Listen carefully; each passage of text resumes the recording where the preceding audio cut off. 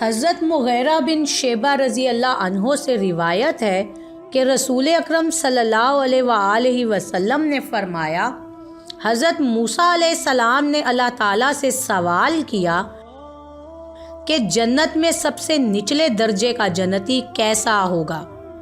اللہ تعالیٰ نے جواب دیا، وہ آدمی ہوگا جو جنت والوں کے جنت میں چلے جانے کے بعد آئے گا۔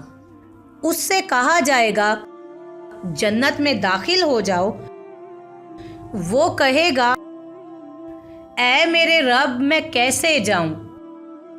جبکہ تمام لوگوں نے اپنے اپنے گھر سنبھال لیے ہیں اور سب نے اپنا اپنا انعام وصول کر لیا ہے۔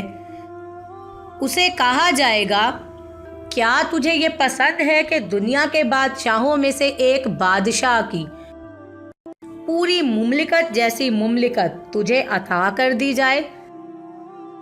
وہ کہے گا، اے میرے رب میں راضی ہوں۔ اللہ تعالیٰ فرمائے گا، میں نے تجھے اس کی مملکت جیسی ایک مملکت، اس جیسی ایک اور، اس جیسی ایک اور، اس جیسی ایک اور اس جیسی ایک اور مملکت عطا کر دی ہے۔ وہ کہے گا، اے میرے رب میں راضی ہوں۔ پھر اللہ تعالیٰ فرمائے گا، یہ بھی تیرے لیے ہے اور میں تجھے اس جیسی 10 مملکتیں اور عطا کرتا ہوں، اور تیرے لیے ہر وہ چیز ہے جس کی تو تمنا کرے گا اور جس سے تیری آنکھوں کو لذت ملے گی۔ وہ کہے گا، اے میرے رب میں راضی ہو گیا۔ حضرت موسیٰ علیہ السلام نے کہا، اے میرے رب، یہ تو ہوا نچلے درجے والا جنتی، تو جنت میں سب سے اونچے درجے والے جنتی کیسے ہوں گے؟ اللہ تعالیٰ نے فرمایا، یہ وہ لوگ ہیں جنہیں میں نے چن لیا ہے اور میں نے ان کی عزت اپنے ہاتھ سے گاڑ دی ہے اور اس پر مہر لگا دی ہے، یعنی اب اس میں کوئی تبدیلی نہیں ہو سکتی۔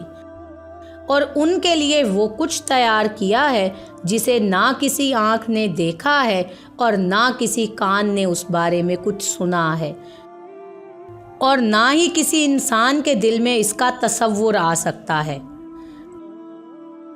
اور اس کا مصداق اللہ تعالیٰ کا یہ فرمان بھی ہے، کسی جان کو نہیں معلوم کہ ان کے لیے آنکھوں کو ٹھنڈک پہنچانے والی کون سی نعمتیں چھپا کر رکھی گئی ہیں۔ جزاک اللہ۔